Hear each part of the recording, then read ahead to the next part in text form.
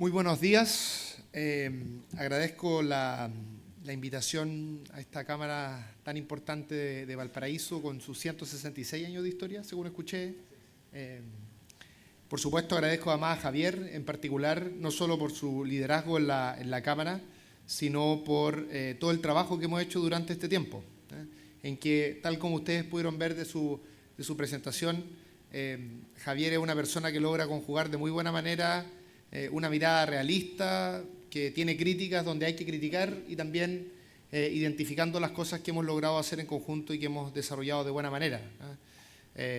Por supuesto, en la relación del gobierno con los distintos gremios, con los distintos puntos de vista, a uno le encantaría que siempre le dijeran puras cosas positivas, pero del punto de vista de ustedes, de las y los empresarios, hace muy bien tener una dirigencia que diga los problemas, que plantee también soluciones y que también aquello no le inhiba en poder trabajar de forma articulada para sacar los temas adelante. Así que nosotros como gobierno siempre vamos a valorar mucho la articulación de los gremios, la articulación de los distintos espacios sociales, porque en última instancia esa es la mejor forma de avanzar, de trabajar en conjunto.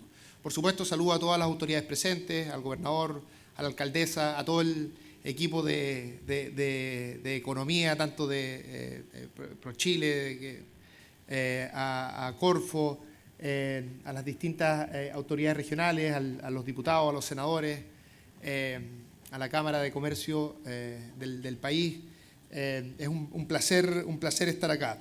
Tengo una presentación que es una presentación que habla mucho del futuro y de distintas cosas que estamos haciendo como gobierno, la mayoría de ellas en articulación público-privada. Quise hacer una presentación algo distinta a la presentación del año pasado, o las presentaciones que he hecho antes, que han tenido un enfoque más en lo coyuntural, y aprovechar, probablemente porque hay algunos que están repetidos, aprovechar de darles una mirada de más largo plazo respecto a qué cosas podemos hacer en articulación público-privada. Pero, por supuesto, me gustaría antes de la presentación hacer una pequeña reflexión respecto a lo que comentaba Javier de la forma en que se han enfrentado las consecuencias productivas de los incendios de a comienzo de año. Como bien decía Javier, una catástrofe de ese tipo, de esa naturaleza, por supuesto tiene como primer antecedente o como elemento fundamental la pérdida de vida. En esa foto, una de las fotos que ustedes mostraron, estábamos conversando recién con el gobernador, cuando nosotros fuimos en conjunto con Cercotec, con las distintas autoridades, fuimos a conversar con los dueños y dueñas de pymes respecto a cuáles iban a ser los apoyos, cuándo esto iban a llegar. Enfrentamos una situación bien tensa, mucha gente lloró, había una desesperación acumulada que iba mucho más allá de lo productivo.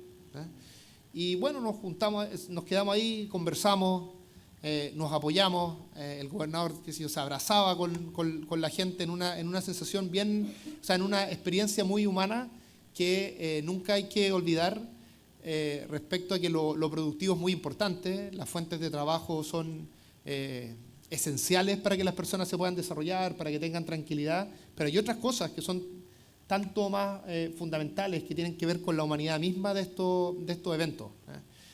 Y por eso el presidente Boric siempre nos insiste mucho que hay que estar en la calle, porque esa es la única forma de conectar con esa sensibilidad. Y también es la única forma de que uno, cuando vuelva a la oficina, vuelva con la urgencia de sacar las cosas adelante lo más rápido posible. Efectivamente, yo comparto con Javier que en materia productiva, en particular a las empresas de menor tamaño, se les ha hecho un apoyo importante. En buena hora hemos ido logrando acelerar los distintos procesos en toda la institucionalidad para que las ayudas lleguen más rápido de lo que llegaban tal vez hace algún tiempo. Y nosotros creemos que eso ha sido un avance importante, pero siguen habiendo desafíos muy relevantes en materia de cómo nuestro país reacciona a estos desafíos productivos. Una pequeña reflexión al respecto. En los incendios que tuvimos a principio del gobierno, 2023, en las inundaciones que tuvimos después, en los incendios que tuvimos en esta región y en las distintas inundaciones que ha habido posterior a aquello, yo diría que todo lo que hemos ido logrando desde el punto de vista del apoyo a las empresas de menor tamaño ha funcionado. Al principio se demoraba más, se fue demorando menos y en la actualidad yo diría que eso está más aceitado. Pero seguimos teniendo un problema sobre todo con las empresas de mayor tamaño. Es imposible, ningún Estado, ningún gobierno las va a poder ayudar directamente a través de subsidios que reviertan el tamaño de las afectaciones que se tienen muchas veces. Aquí lo hicimos en la región de Valparaíso desde el punto de vista del subsidio de empleo, pero sigue siendo algo acotado respecto a el impacto que se tiene en estas empresas. Y estas empresas, aunque suelen tener más espalda, también cuando a esta empresa les va mal, tienen consecuencias mucho más masivas en términos de empleo. Entonces tenemos que buscar estrategias más creativas para poder abordar esa afectación a futuro, que puede pasar incluso por reforzar temas de seguro. Hay que darle una vuelta, porque ningún gobierno va a tener ni los recursos ni la posibilidad de justificar grandes subsidios para ese tipo de empresas. Eso no va a suceder. Pero sí un problema que tenemos que enfrentar. Así que, así como creo que hemos logrado un avance muy positivo desde el punto de vista de los apoyos de las pequeñas empresas, de las pymes, y eso fue muy claro en esta región. Felicito, de hecho, el trabajo del Cercotec regional y de nuestro Ceremi, que lo hicieron muy bien en esta materia. Seguimos teniendo, y después el apoyo que da Corfo también para los proyectos un poco más grandes de esas pymes, pero seguimos teniendo esa dificultad. Y es importante, esto lo he dicho en otros foros empresariales, que el mundo empresarial también debata sobre esto. El mundo empresarial debate muy poco, o en muchos casos con poca profundidad, respecto a cómo tiene que funcionar el Estado para que la economía funcione bien. Hay una conversación que siempre se reduce al tamaño del Estado, que es una conversación importante, por supuesto que es relevante para discutir derechos sociales y otras dimensiones, pero no es la única conversación. En el mundo que viene, lleno de esta incertidumbre y de esta emergencia, se requiere un Estado fuerte, capaz de hacer esas articulaciones, un Estado que es capaz de coordinar distintos ministerios, un Estado que trabaja de igual a igual con el sector privado y que tiene gente y que tiene equipos capaces de llevar esa coordinación. Por mucho tiempo llevamos construyendo un Estado que en materia productiva es principalmente un Estado que da subsidios, pero que tiene dificultades para emprender tareas complejas en la coordinación con el sector privado.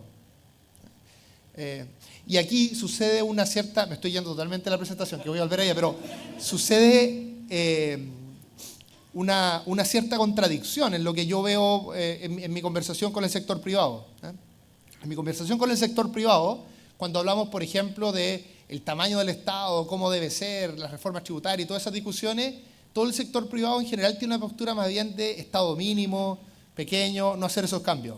Y después cuando suceden estas emergencias, todo el sector privado viene a decir las ayudas dónde están, la coordinación, falta una capacidad más grande de esta institución por acá, esta por allá. Entonces esas dos cosas no calzan. Y necesitamos, insisto, una discusión más profunda en el país, que por supuesto en primera instancia es responsabilidad nuestra, es decir, de quienes estamos conduciendo el país en materia de política pública, pero donde también el sector privado, estoy convencido, puede hacer una reflexión más profunda de la que ha hecho hasta ahora. Insisto, no tiene que ver necesariamente con el Estado, con el tamaño del Estado, sino con el tipo de Estado que tenemos y cuán ágil, cuán flexible y cuán capaz es de emprender los desafíos que estamos enfrentando en materia productiva. Creo que esa es una reflexión que debemos abordar con toda la profundidad que ella requiere. Voy a hacer ahora, de manera bien rápida, una presentación, sobre todo con algunos ejemplos de cosas que estamos haciendo que tienen como foco lo que está allí. Acelerar el tránsito hacia una economía que tenga un desarrollo sostenible. Y esa palabra acelerar es muy importante. Cómo apuramos el tranco en esa dirección, y ustedes van a ver que esta conversación tiene distintas dimensiones. Algunas de ellas hemos avanzado, otras estamos bien avanzando y construyendo ese camino. Hasta aquí llegué. Bueno, pero puedo... No, ese no es el computador. Con lo largo que rellené al comienzo y no me funciona esto. Ahí avanzó, ya. No, ahora es rarísimo porque en el fondo estoy de atrás para adelante, pero ahí me pasé. Tenemos un problema. Ahí está, esa es la primera. Déjeme partir por un contexto general. El desarrollo sostenible es más o menos obvio, ¿no es cierto? ¿Qué significa? Significa, para ponerlo en términos simples, una economía que es capaz de crecer, generar empleos de calidad, al mismo tiempo que lo hace desacoplando el crecimiento económico de los impactos negativos en el medio ambiente. Ahí hay un primer desafío, porque quienes creemos que esto es posible, tenemos toda la evidencia en contra. O sea, el mundo lleva unos 200 años creciendo como nunca había crecido y también destruyendo el planeta como nunca lo había hecho. Y hasta ahora estas dos cosas han ido en conjunto, han ido juntas. O sea, más crecimiento en el mundo ha implicado siempre más destrucción del planeta. Yo tengo una visión optimista y creo que es posible desacoplar estas dos cosas. Es decir, es posible crecer, generar más empleo y frenar esa destrucción del planeta y en particular frenar la crisis climática. Pero quienes tenemos esa visión optimista, tenemos el peso de la prueba en contra, porque es exactamente lo opuesto de cómo ha ocurrido hasta ahora. Y ese es un desafío importante. Ese desafío, en términos económicos, tiene una serie de implicancias, pero una de las implicancias fundamentales es que requiere mucha inversión. Y requiere inversión en dos dimensiones principalmente. Una, requiere inversión en transformar las empresas que van a seguir operando. Por ejemplo, por poner un ejemplo que no es de nosotros, pero que permite ilustrar, la empresa automotriz. La empresa automotriz no va a desaparecer en el mundo, pero está cambiando sus tecnologías y está pasando de combustibles fósiles a autos eléctricos. Es decir, un primer esfuerzo grande de inversión es producciones, capacidades tecnológicas que ya existen, que tienen que moverse a nuevas tecnologías, o sectores productivos que ya existen, que tienen que moverse a nuevas tecnologías. Y después hay una segunda dimensión, y es que deben aparecer también nuevos sectores productivos. El ejemplo más claro de aquello es lo que estamos liderando como país en el mundo de hidrógeno verde. Hace pocos días, en materia de hidrógeno verde, hubo el anuncio de la inversión, del ingreso al sistema de evaluación ambiental, de proyecto de inversión más grande que ha entrado al sistema de evaluación ambiental. El anterior, el récord anterior, o el máximo anterior, era en torno a los 5.000 millones de dólares. Y este proyecto, que es de Magallanes, es de 11.000 millones de dólares, es decir, un poco más del doble de ese proyecto. Esa es la magnitud de lo que vamos a estar haciendo como país. Y después puedo comentar algo de qué puede hacer esta región en ese contexto. Entonces, lo que hay que entender acá es que tenemos que hacer, no hoy, sino que en las próximas décadas, perdonen que hable de temas tan del futuro, en un contexto en que tenemos muchas urgencias, que las reconozco y, como dije en mi presentación el año pasado, estuvo centrada en la urgencia. Tenemos que lograr que aceleremos el tranco en esa transición. Entonces aquí les voy a dar 3 cosas que nosotros estamos haciendo para acelerar ese tranco. Voy a hablar de acelerar las inversiones, algo de esto ya habló Javier. Voy a hablar de los incentivos financieros, qué requerimos del sistema financiero para que se pueda ir más rápido. Y voy a hablar de un tema más metodológico, de cómo hacer esta articulación público-privada para lograr movernos en esa dirección.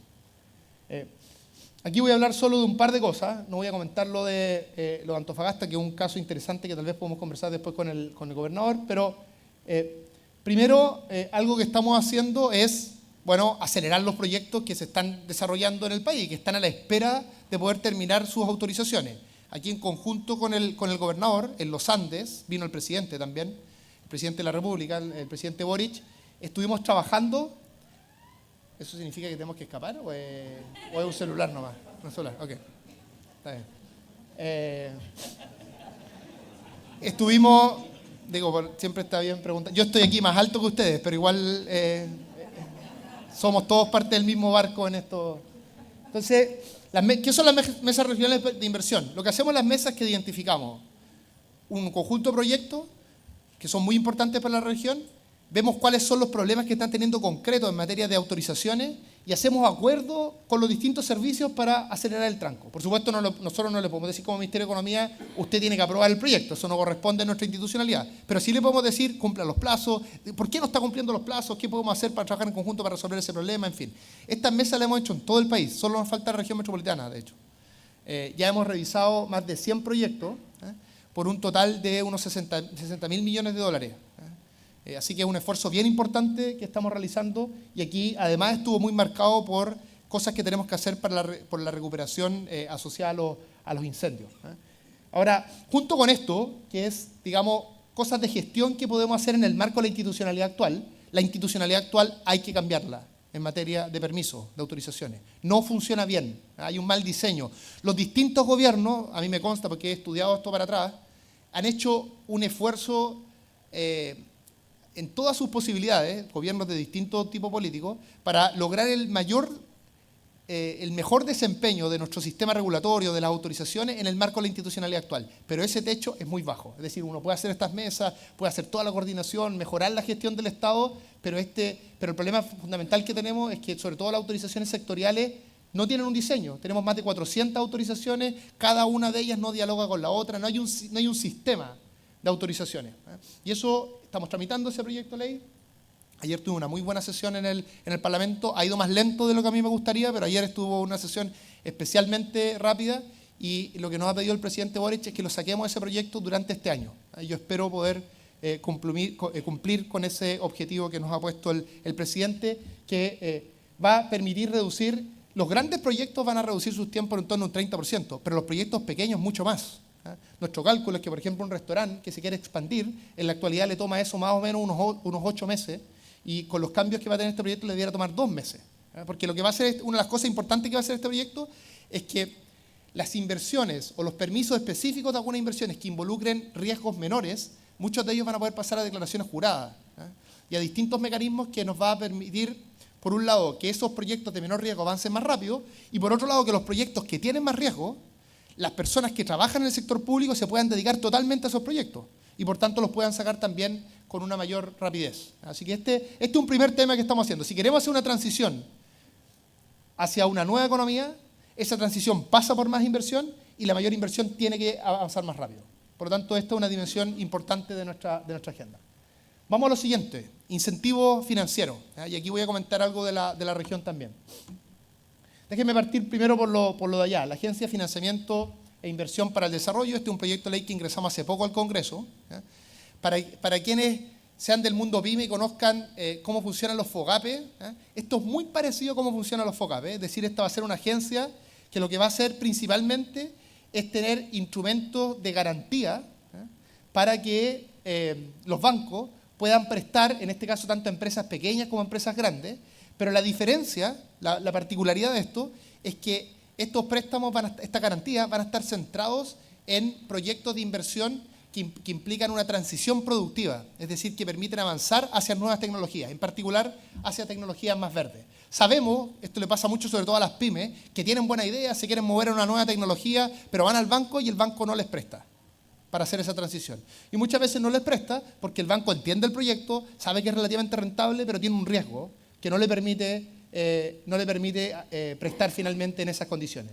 Entonces, ¿qué es lo que va a hacer esta agencia principalmente? Definir estos objetivos y ayudarle a los bancos, a todos los bancos, tanto el Banco Estado como los bancos privados, para que le puedan prestar a las empresas haciendo esa transición. Eso en la práctica ya se ha hecho, lo hace Corfo en la actualidad, pero lo que vamos a hacer acá es que vamos a mover el equipo de Corfo a esta nueva agencia que se va a crear y además le vamos a dar más fuerza aún, más capacidad, más recursos para que pueda hacer esto a una escala mayor.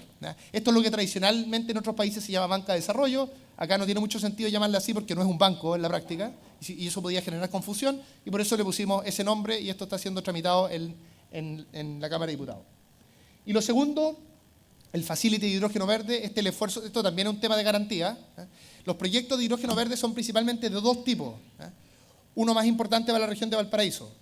Los primeros, déjenme partir por los que no tienen que ver necesariamente con la región de Valparaíso en términos de gran escala por lo menos, son los grandes proyectos de inversión que están pensados en producir hidrógeno verde y algún derivado para exportar aquello, que nos va a entregar muchos recursos como país, va a generar empleos de calidad, en fin. Esos proyectos tienen mucha incertidumbre porque son tecnologías que no se han hecho en el resto del mundo a gran escala, que todavía ni siquiera está clara la demanda en el resto del mundo. Entonces, como tienen mucha incertidumbre, tú tienes que ayudar al sistema financiero a lidiar con esa incertidumbre. Y eso es lo que hace este facility que dirige Corfo y que implica $1.000 millones que van a ser puestos en distintos instrumentos de garantía para reducir ese riesgo. Pero además hay otros proyectos, y aquí es donde aparece lo que es más interesante para Valparaíso. De hecho, hace poco con Corfo estuvimos acá en la región, ya no me acuerdo el nombre de la empresa donde estuvimos, si alguien me puede ayudar, si alguien se acuerda, pero estuvimos en una empresa logística acá de Valparaíso con proyectos que no es que van a producir hidrógeno verde y derivados y exportarlo, sino que utilizan el hidrógeno verde en sus procesos productivos para hacerse más verde, que son proyectos normalmente industriales. Esto se puede ocupar en logística, se puede ocupar en medios de transporte y se puede ocupar también en reducir la huella de carbono de ciertos procesos productivos. Allí, en general, son proyectos de menor escala en términos de inversión, pero de mucho empleo, y además son proyectos que promueven la manufactura y que también tienen riesgo. Y por tanto, es importante que se reduzca el riesgo de esos proyectos y eso también lo va a hacer el Facility. Y allí, regiones como Valparaíso, la RM y Bío Bío, que son las regiones con mayor tradición industrial manufacturera, tienen una gran oportunidad para moverse en esta dirección. De hecho, muchos de los proyectos que vimos ese día eran proyectos de Valparaíso. Así que estos son dos ejemplos concretos. El Facility ya está siendo implementado. La Agencia de Financiamiento del Desarrollo estamos discutiéndolo en el Parlamento, pero yo veo una muy buena recepción. De hecho, los bancos han tenido una buena recepción, así que veo que este proyecto va efectivamente a avanzar. Después, alianzas público-privadas que son interesantes. Déjenme comentar la de Magallanes, de lo que hicimos en ese caso, y comentar lo que podríamos hacer en el caso del Salto. Esto lo hemos conversado con el gobernador, lo hemos conversado también con la alcaldesa y su equipo, y bueno, Javier ha estado en las reuniones muchas veces de esta conversación. Déjenme comentarles brevemente en qué consiste esto, en términos metodológicos, y cómo podría ser útil para la región de Valparaíso. En el caso de Magallanes, el problema que teníamos, más bien que el problema, la oportunidad que teníamos, es que van a haber muchos proyectos de inversión de gran escala. Y eso implica que hay que revisar temas de puerto, hay que revisar temas de infraestructura vial, hay que preparar a las personas que van a trabajar ahí al futuro, hay que preparar a los proveedores que van a dar los insumos de esta industria, y hay que hacer un esfuerzo porque el máximo del valor que genera esta industria quede en esa región. Y lo que no quede en esa región, quede en otras regiones del país. Y que ojalá una parte menor de eso sea la que indispensablemente tengamos que traer del extranjero. Ese es nuestro desafío. Pues bien, eso requiere mucha coordinación público-privada. Entonces nosotros, como está en esa foto, firmamos un acuerdo en el que fue el presidente, fue un acuerdo que firmamos en Magallanes, con todas estas empresas, con su asociación de hecho, y es un protocolo que define 5 áreas de trabajo, en cada una de estas dimensiones que le comenté: infraestructura común, articulación de capital humano, articulación de proveedores. Y básicamente lo que hacemos es construir un procedimiento, una forma de trabajo, en que van estas empresas y conversan con el Ministerio de Transporte y le muestran todo lo que van a hacer. Después van estas empresas y conversan con el MOP y tratan de construir una estrategia para producir la infraestructura vial. Van después estas empresas y conversan con el Ministerio del Trabajo y le dicen: estas son todas las oportunidades de trabajo que van a ocurrir, pero necesitamos que exista la capacitación. Esto, por supuesto, con una participación bien importante, no está ahí en la foto, lo sacaron, pero está un poquito más acá, del gobernador. Bueno, el gobernador no fue ese día, para ser más corto, pero el gobernador firmó eso y tiene un tema familiar. Pero el gobernador Flies fue clave en esto. Y estamos haciendo una articulación gobierno regional, gobierno central, empresas. Justamente para hacer rendir al máximo al Estado, sobre todo, en esa dirección, en esa nueva articulación público-privada. Bueno, el caso del Salto, que yo lo conocí en mayor profundidad, lamentablemente, a propósito de la emergencia. ¿Qué es lo que ustedes tienen allí? Lo que ustedes tienen allí son distintas empresas, muchas de ellas de base tecnológica, empresas, la mayoría de ellas pequeñas, medianas, pero con mucho potencial para desarrollarse, y además tienen una visión común de hacia dónde moverse, y la idea de este distrito, ¿no es cierto?, de una cuestión que está localizada en un territorio específico y que a partir de ello conviven distintas experiencias que se comparten de innovación, en fin. Lo que hemos conversado con el gobernador y también de allí es que, claro, al principio trabajamos muy en el sentido de ayudarle a sortear el incendio, porque muchos de ellos se quemaron parte importante de sus activos. Eso ha ido avanzando, algunas cosas bien, algunas cosas más o menos, pero en general hemos hecho un buen trabajo en conjunto. Pero ahora viene el nuevo desafío, que es cómo aprovechamos y hacemos un nuevo impulso para que de esto salgan mejor de cómo estaban antes del incendio. Allí ellos tienen algunas ideas de proyectos de inversión y la pregunta es cómo nos podemos articular en este nexo público-privado para sacar eso adelante. Así que creo que podemos avanzar en esa dirección. Y por último, déjenme comentar dos cosas de alianzas público-privadas que son algunas de ellas un poco más generales. La primera es la Estrategia Nacional del Litio. Javier lo decía muy bien. A propósito de la Estrategia Nacional del Litio, nosotros vamos a poder, más que duplicar la producción del país de aquí a una década. Y uno se preguntará, pucha, ¿por qué en una década más y por qué no está pasando ahora? Bueno, es que para que estuviera pasando ahora, se tenían que haber hecho cosas hace una década. Esa es la verdad. Las inversiones de litio, o sea, Chile tiene, para que se hagan una idea, 45 salares. Explota actualmente un salar, que es el salar de Atacama, que es por lejos el más relevante, por lo tanto no es una coincidencia aquello. la exploración de un salar, la definición de esas inversiones, pasar por todo el sistema de evaluación ambiental, hacer la ingeniería y finalmente extraer litio, son cosas que es mucho más de 5 años, 5, 8 años, en el mejor de los casos. Por lo tanto, cuando uno dice estos años hemos perdido terreno, bueno, si se perdió terreno estos años es por decisiones que no se tomaron antes. Lo que nosotros estamos haciendo como gobierno es acelerar el tranco en esto. No solo ha habido acuerdos muy importantes, el de Codelco y SQM, un acuerdo crucial, tal vez el acuerdo económico más importante en la historia de nuestro país, que va a permitir justamente avanzar en la producción y hacer esta articulación público-privada, pero además hay otros proyectos que va a liderar Codelco y Enami en otros salares, y además abrimos para los privados, para que lideren los privados la situación en otros salares también. Y hubo manifestación de interés en 16 de los 20, de los un poco más de 20 salares que se abrieron.